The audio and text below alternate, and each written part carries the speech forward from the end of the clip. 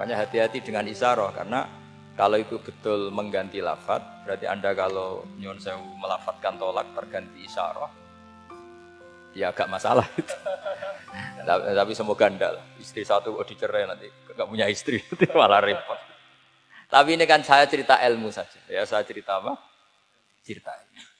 Jadi kalau ada orang bilang semua yang ada di dunia itu ada di Quran, itu caranya ya seperti ini. Jangan kayak orang-orang yang terlalu tekstual.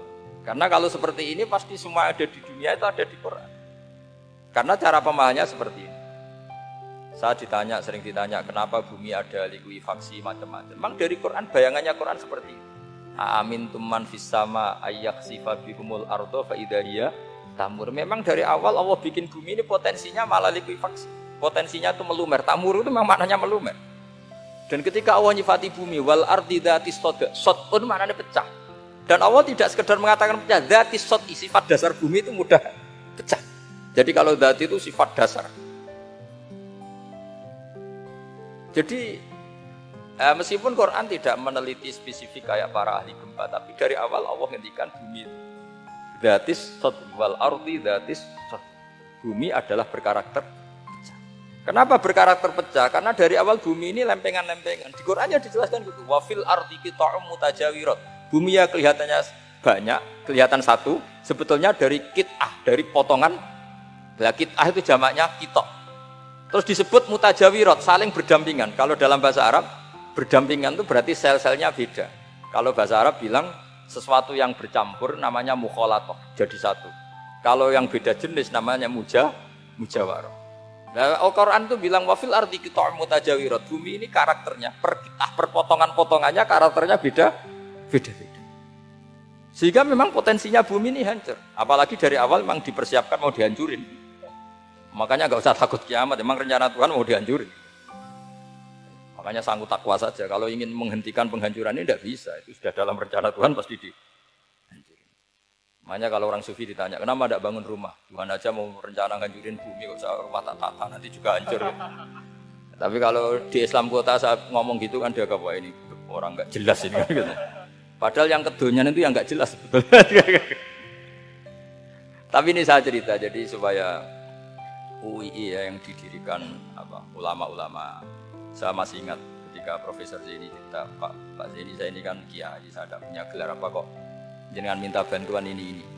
Katanya Pak Zaini dulu UII ya didirikan banyak kiai dan sebagian pendirinya juga nggak punya gelar kan.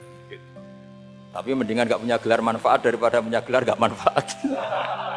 Malah problem. Tapi ya nggak masalah. Sudah ada manfaat, tidak punya gelar malah repot lagi. Sudah cara berpikir gitu saja. Sudah. Pokoknya sementing semuanya baik apa saja. Jadi nanti setelah sampean mengkaji ulumul Quran ya tadi seperti yang dikatakan Imam Syafi'i itu gampang sekali. Kenapa gampang? Karena fa'innal uqula muttarratun ila qabulil haq. Akal ini pasti dipaksa untuk menerima kebenaran. Kayak saya berkali-kali ditanya sama seorang kiai, kenapa sih Gus masalah la ilaha illallah kok sampai Nabi ngendikan wa inzana wa insarah. Siapapun yang melafadzkan la ilaha illallah Muhammadur Rasulullah itu suatu saat pasti masuk surga. Meskipun dia pernah zina, pernah maling. Itu jelas teks hadis di Bukhari, di Muslim, wa inzana wa insarah. Meskipun zina dan ini bukan berarti Nabi melegalkan perzinahan, enggak, ma'adzallah, enggak akan terjadi. Nabi melegalkan perzinahan. Tapi Nabi ingin ngendikan begini. Absolutisme kebenaran itu tidak terganggu oleh kesolehan dan kefasikan. Karena kebenaran absolut siapapun akan ngomong seperti itu. Saya berkali-kali nyontohkan, Rektor Al-Azhar akan bilang 1 tambah 1, 2. Lonte ya bilang 2, koruptor ya bilang 2, KPK ya bilang 2, 01 ya bilang 2, 02 ya bilang 2. Karena absolutisme kebenaran. Dan Nabi itu ingin mengatakan bahwa Allah Tuhan ini kebenaran sejati. Sehingga siapapun yang melafadzkan sah. Jika orang yang kafir 70 tahun sekali melafadzkan syahadat sah, tidak usah begini. Pak kafir, soleh dulu ya beberapa tahun gitu. Baru Anda sah melafadzkan kalimat la ilaha. Tidak ada seperti itu. Semua ulama ijma, orang kafir 70 tahun melafadzkan la ilaha illallah sekali langsung menjadi muslim. Kenapa sah? Kebenaran absolut tidak bersyarat kesolehan maupun kefasikan.